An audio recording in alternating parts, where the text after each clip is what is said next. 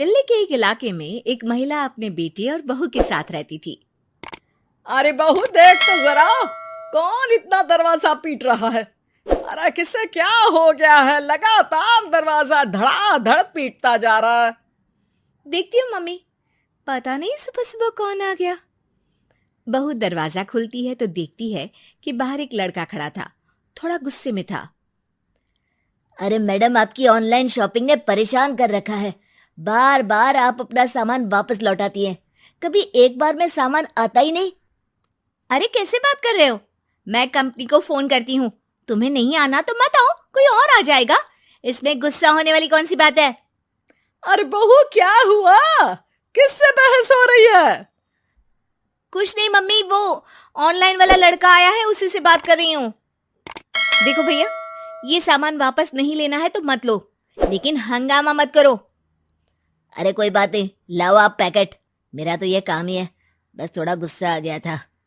बहू अंदर जाती है और पैकेट लेकर बाहर आती है, लेकिन तब तक लड़का वापस जा चुका था।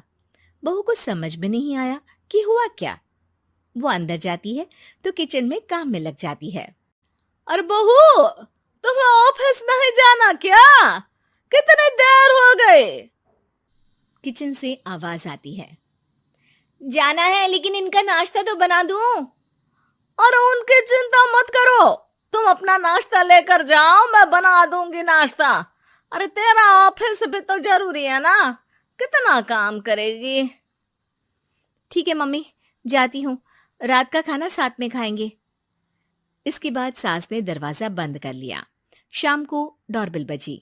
सास को लगा कि बहू ऑफिस से लौट आई है, लेकिन दरवाजा खोलते ही सामने एक पुलिस वाला है। राहुल यानी कि उसके बेटे ने उससे पूछा, कौन है माँ? अरे पुलिस आई है बेटा, तुम्हारे बारे में पूछ रहे हैं। अच्छा, अभी आया माँ। आप ही राहुल है? हाँ जी, मैं ही राहुल हूँ। आपकी पत्नी का नाम विनीता है? हाँ जी, लेकिन आप ये सब क्यों पूछ रहे हैं? और कहाँ है मेरी वाइफ? देखिए, परेशान मत होइए, आपको मेरे साथ चलना होगा, मैं आपको रास्ते में पूरी बात बताता हूँ। मैं आपके साथ थाने क्यों चलूं? कोई क्रिमिनल थोड़ी ना हूं मैं। अरे मैं आपको थाने नहीं ले जाने आया हूं, बल्कि आपको मेरे साथ अस्पताल चलना है। राहुल परेशान होकर पूछता है। क्यों, क्या हुआ? देखिए, आपकी पत्नी का बड़ा एक्सीडेंट हो गया है और वो अस्पताल में भर्ती है। बस किसी तरह से आपका पता मिल सका, इसलिए हम आपको लेने आ गए। राहुल हड़बड़ी में माँ को बगैर बताए पुलिस वालों के साथ घर से निकल जाता है। सर, क्या हुआ मेरी पत्नी को, कुछ तो बताइए। देखिए, घबराइए मत, वो आईसीयू में है, अभी कुछ कहा नहीं जा सकता। कुछ देर में सभी अस्पताल पहुंचते हैं। डॉक्टर साहब, मेरी पत्नी ठीक तो हो जाएगी ना? कैसी हालत है उसकी? देखिए, अभी कुछ कहा नहीं जा सकता है। सिर में चोट है और खून बहुत बह चुका है। शायद खून की भी जरूरत पड़े। ठीक है, मैं खून देने को तैयार हूँ। ठीक है मिस्टर, लेकिन हमें सेम ग्रुप का ही खून चाहिए। अगर आपका मैच होगा तभी आपका खून काम आ सकेगा। जी ठीक है डॉक्टर साहब। तब तक राहुल की माँ भी अपने एक पड़ोसी के साथ अस्पताल पहुंच चुकी थी। अरे बेटा, क्या हुआ? बहुरी कैसी है? माँ, कुछ कहा नहीं जा सकता। अरे बेटा, परेशान मत हो। अरे बहू को कुछ नहीं होगा, वो दिल की बहुत अच्छी है। माँ बेटे बैठे हुए इंतजार कर रहे हैं। सर, आपका ब्लड मैच नहीं हो रहा है और ब्लड हमें अभी चाहिए। अरे बेटा, डॉक्टर साहब से बोलो ना मेरा ब्लड ले ले। अरे माँ, आपकी उम्र हो चुकी है, आपका खून कैसे ले सकते हैं? अरे बेटा, वो बहू कम मेरी बेटी ज्यादा है। उसने दिन रात एक करके इस घर को एक डोर में बांधा हुआ है। अगर वो डोर टूट गई ना, तो मैं अपने खून का क्या करूंगी? राहुल की आंख में भी आंसू आ जाते हैं।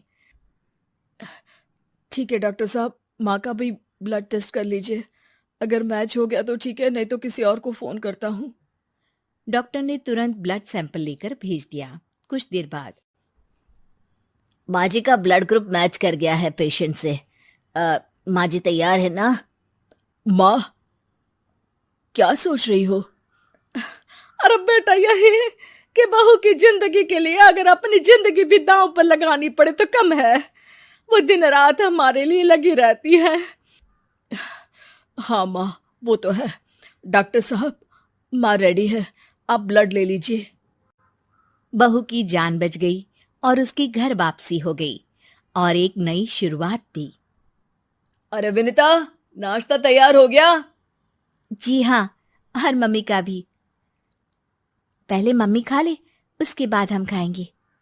अरे तुम माँ की चमची हो क्या? राहुल, मेरी माँ के जाने के बाद उन्होंने ही मेरा माँ की तरह ख्याल रखा है, और उस रात उन्होंने खून नहीं दिया होता तो शायद आज मैं जिंदा भी नहीं होती। इतना तो माँ के लिए बनता ही है ना।